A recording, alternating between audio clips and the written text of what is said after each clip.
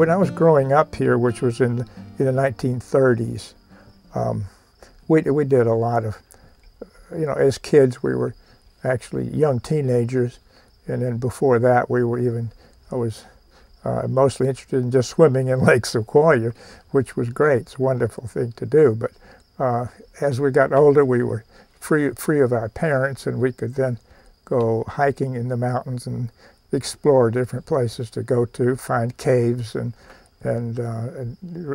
the forest was everywhere.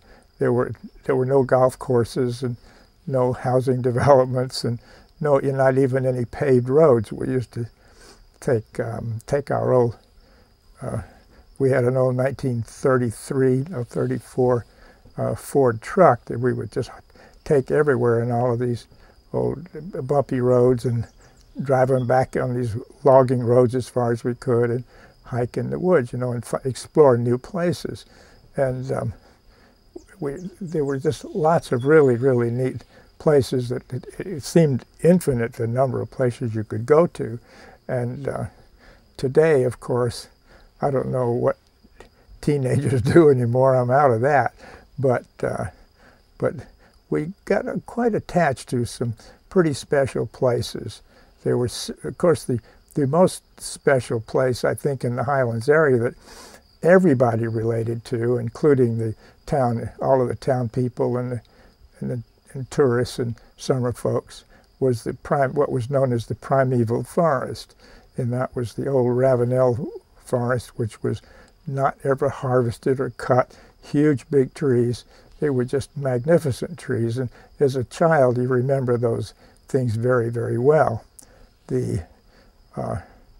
And so you could actually get lost there in the nice trails going through them, but you could easily, as a child, you could get lost. As we got older, we outgrew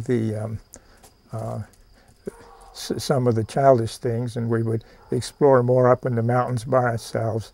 We didn't have parents telling us we couldn't climb on the rock faces and that sort of thing. So that we did explore a lot, particularly on Whiteside Mountain. That was our favorite spot, and of course it still is for a lot of people.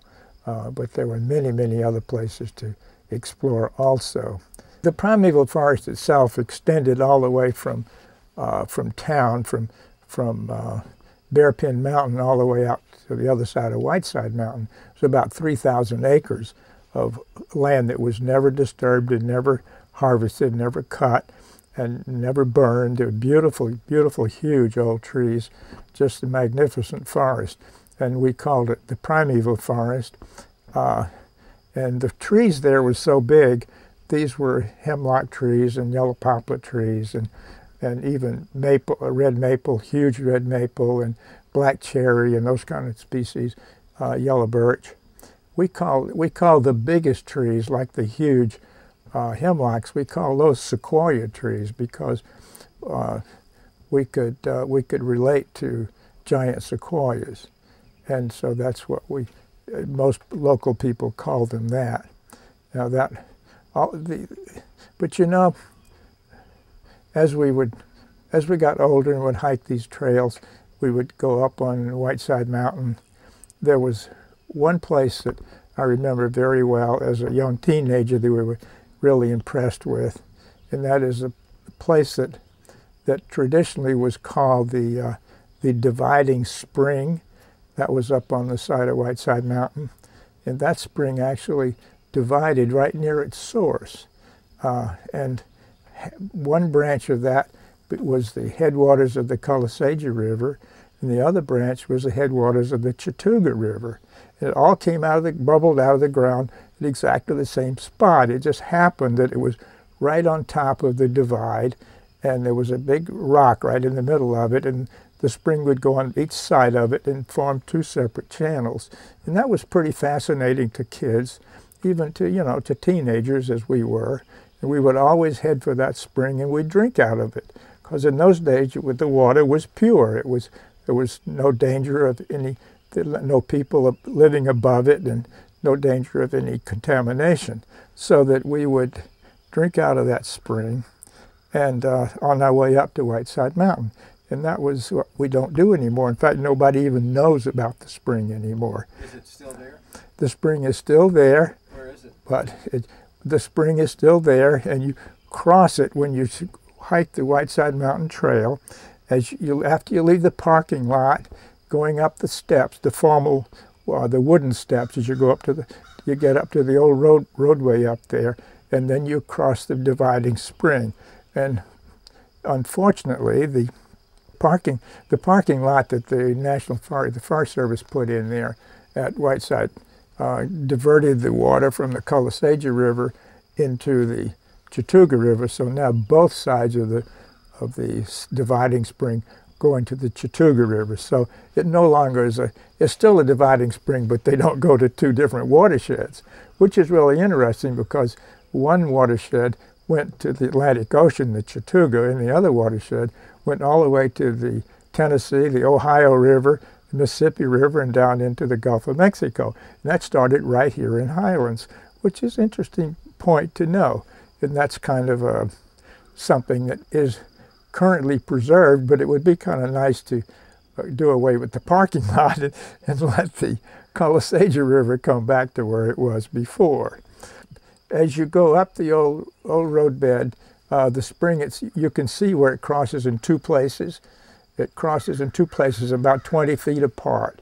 And up that, you go up into the woods above the old roadbed there, about halfway up to the ridge top. It's quite a ways up there, is where the spring bubbles out of the ground. So that's one thing that is still there, and fortunately it is still preserved because it's national forest land. There were approximately like over 3,000 acres of that forest originally, and most of it was logged.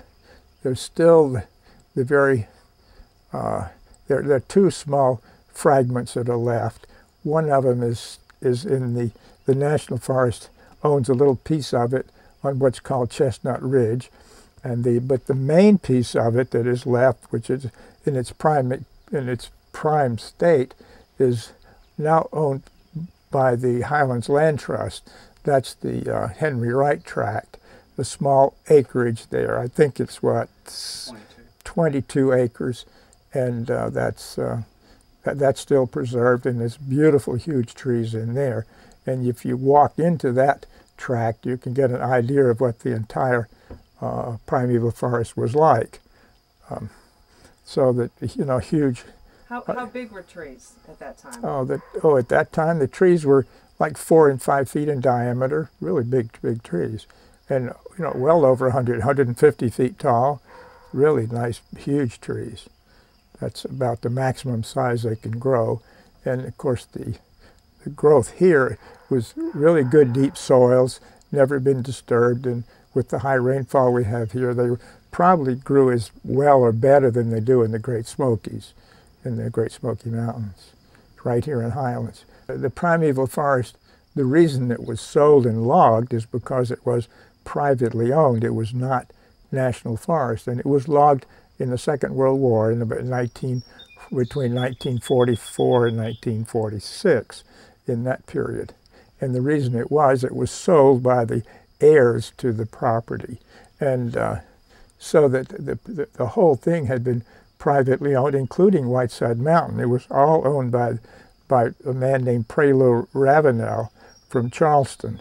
And he preserved the whole property.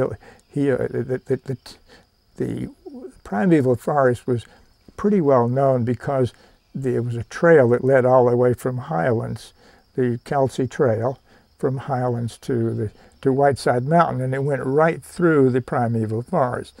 Beautiful, beautiful trail. It went, and the beginning of that trail is still with us, still preserved, and even though most of the trail is now in 3 or 4 separate golf courses and subdivisions with houses all over them, but the beginning of the trail is right at the north end of 5th Street, and that's owned by the Highlands Land Trust, which is great that that's now preserved.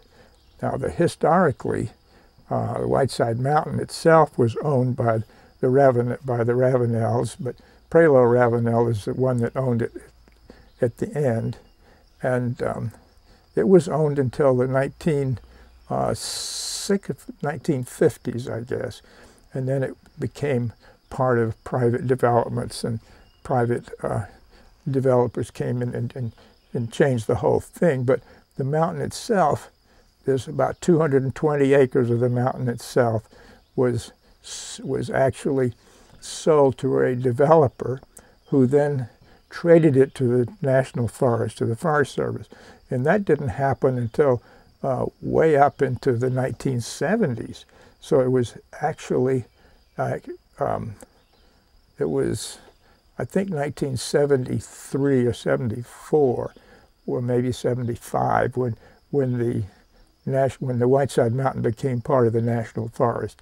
Until then, it was actually in danger of being developed into into some kind of a.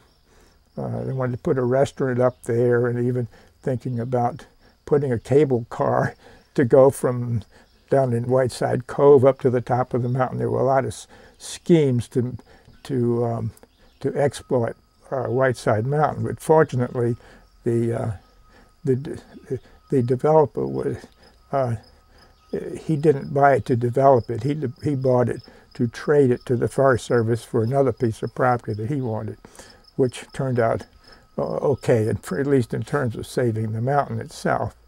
So that's why we have Whiteside Mountain today.